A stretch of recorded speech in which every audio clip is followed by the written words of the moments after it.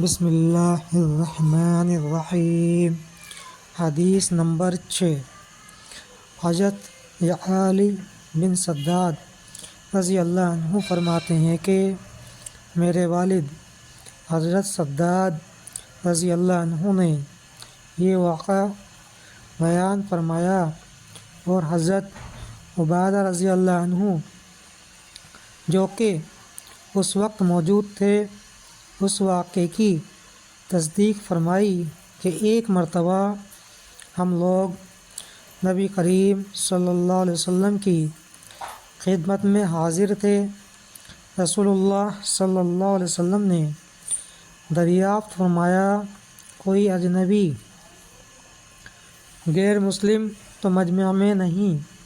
ہم نے عرض کیا، کوئی نہیں۔ ارشاد فرمایا، دروازہ بند کر دو۔ اس کے بعد ارشاد فرمایا، ہاتھ اٹھاؤ اور کہو لا الہ الا اللہ۔ ہم نے تھوڑی دیر ہاتھ اٹھائے رکھے اور کلمہ طیبہ پڑھا۔ پھر آپ صلی اللہ علیہ وسلم نے اپنا ہاتھ نیچے کر لیا، پھر فرمایا، الحمدللہ، اے اللہ، آپ نے مجھے یہ کلمہ دے کر بھیجا ہے اور اس کلمے کی تبلیغ کا مجھے حکم فرمایا ہے اور اس کلمے پر جنت کا وعدہ فرمایا ہے اور آپ وعدہ خلاف نہیں ہیں۔ اس کے بعد رسول اللہ صلی اللہ علیہ وسلم نے ہم سے فرمایا، خوش ہو جاؤ، اللہ تعالیٰ نے تمہاری مغفرت فرما دی۔ دوبارہ سن لیجئے۔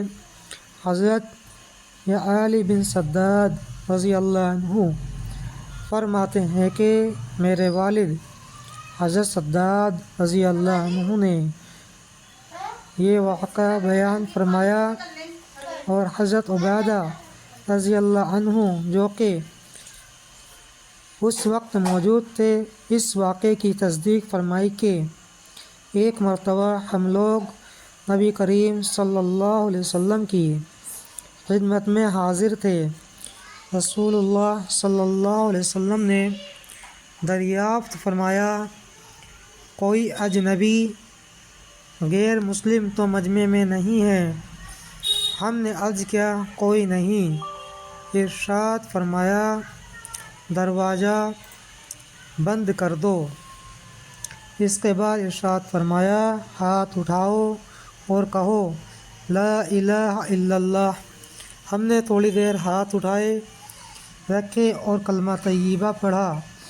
پھر آپ نے اپنا ہاتھ نیچے کر لیا، پھر فرمایا، الحمدللہ، اے اللہ، آپ نے مجھے یہ کلمہ دے کر بھیجا ہے اور اس کلمے کی تبلیغ کا مجھے حکم فرمایا ہے اور اس کلمے پر جنت کا وعدہ فرمایا ہے اور آپ وعدہ خلاف نہیں ہیں۔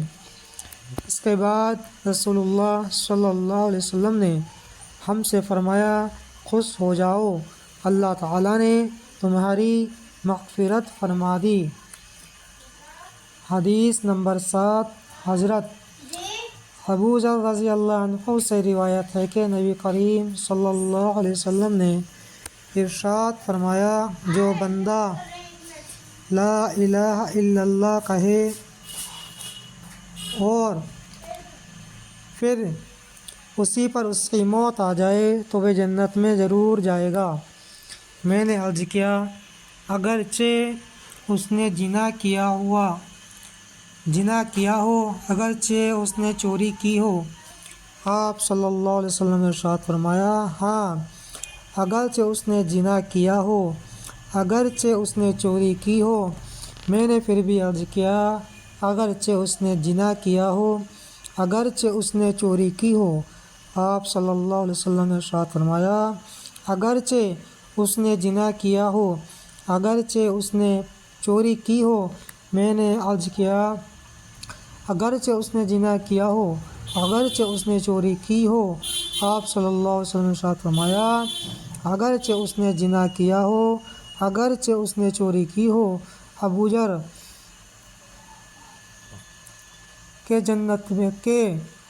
وہ جنت میں ضرور جائے گا۔ ایک بار اور سن لیجئے۔ حضرت ابوذر رضی اللہ عنہ سے روایت ہے کہ نبی کریم صلی اللہ علیہ وسلم نے ارشاد فرمایا، جو بندہ لا الہ الا اللہ کہے اور پھر اسی پر اس کی موت آ جائے تو وہ جنت میں ضرور جائے گا۔ میں نے عرض کیا اگرچہ اس نے زنا کیا ہو، اگرچہ اس نے چوری کی ہو؟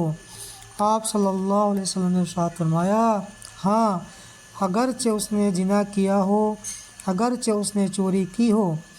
میں نے پھر عرض کیا اگرچہ اس نے زنا کیا ہو، اگرچہ اس نے چوری کی ہو؟ آپ صلی اللہ علیہ وسلم نے ارشاد فرمایا، اگرچہ اس نے زنا کیا ہو، اگرچہ اس نے چوری کی ہو۔ میں نے عرض کیا اگرچہ اس نے زنا کیا ہو، اگرچہ اس نے چوری کی ہو؟ آپ صلی اللہ علیہ وسلم نے ارشاد فرمایا، اگرچہ اس نے زنا کیا ہو، اگرچہ اس نے چوری کی ہو۔ ابوذر کہ وہ جنت میں ضرور جائے گا۔ فائدہ، اس کا مطلب یہ ہے کہ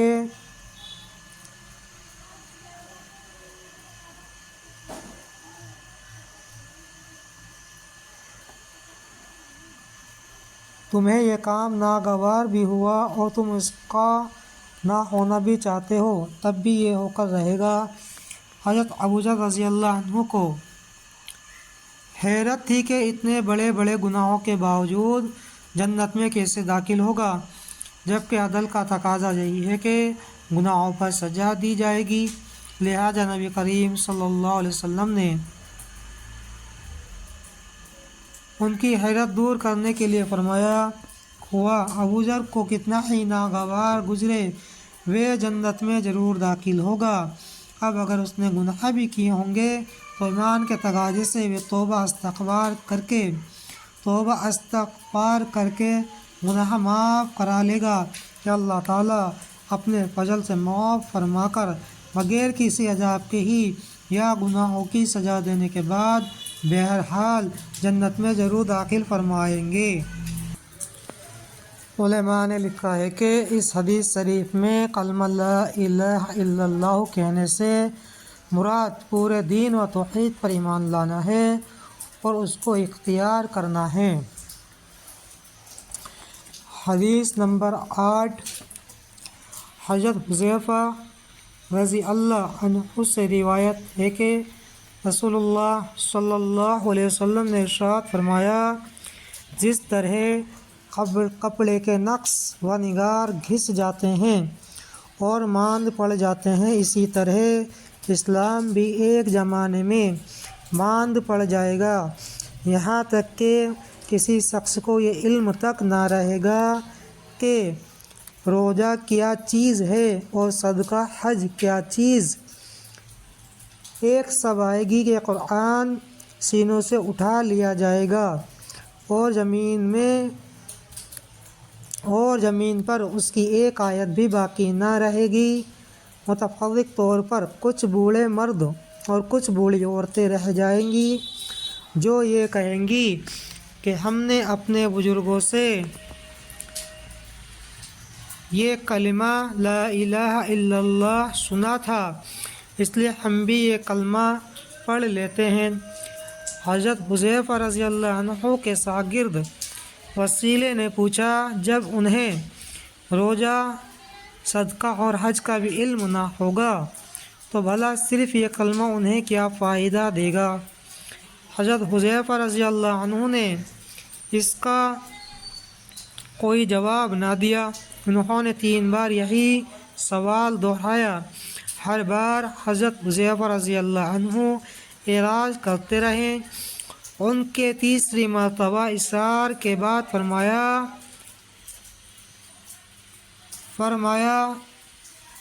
صلہ یہ کلمہ ہی ان کو دوزخ سے نجات دلائے گا۔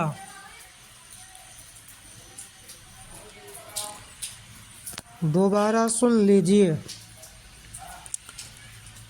حضرت حذیفہ رضی اللہ عنہ سے روایت ہے کہ رسول اللہ صلی اللہ علیہ وسلم نے ارشاد فرمایا، جس طرح کپڑے کے نقص و نگار گھس جاتے ہیں اور ماند پڑ جاتے ہیں، اسی طرح اسلام بھی ایک زمانے میں ماند پڑ جائے گا، یہاں تک کہ کسی شخص کو علم تک نہ رہے گا کہ روزہ کیا چیز ہے اور صدقہ و حج کیا چیز ہے۔ ایک شب آئے گی کہ قرآن سینوں سے اٹھا لیا جائے گا اور زمین پر اس کی ایک آیت بھی باقی نہ رہے گی۔ متفرق طور پر کچھ بوڑھے مرد اور کچھ بوڑھی عورتیں رہ جائیں گی جو یہ کہیں گی کہ ہم نے اپنے بزرگوں سے یہ کلمہ لا الہ الا اللہ سنا تھا، اس لیے ہم بھی یہ کلمہ پڑھ لیتے ہیں۔ حضرت حذیفہ رضی اللہ عنہ کے شاگرد وسیلے نے پوچھا، جب انہیں روزہ، صدقہ اور حج کا بھی علم نہ ہوگا تو بھلا صرف یہ کلمہ انہیں کیا فائدہ دے گا؟ حضرت حذیفہ رضی اللہ عنہ نے اس کا کوئی جواب نہ دیا۔ انہوں نے 3 بار یہی سوال دہرایا، ہر بار حضرت حذیفہ رضی اللہ عنہ اعراض کرتے رہے۔ ان کے 30 مرتبہ اصرار کے بعد فرمایا، وسیلے، یہ کلمہ ہی ان کو دوزخ سے نجات دلائے گا۔ اللہ تعالیٰ کہنے سننے سے زیادہ عمل کی توفیق عطا فرمائے۔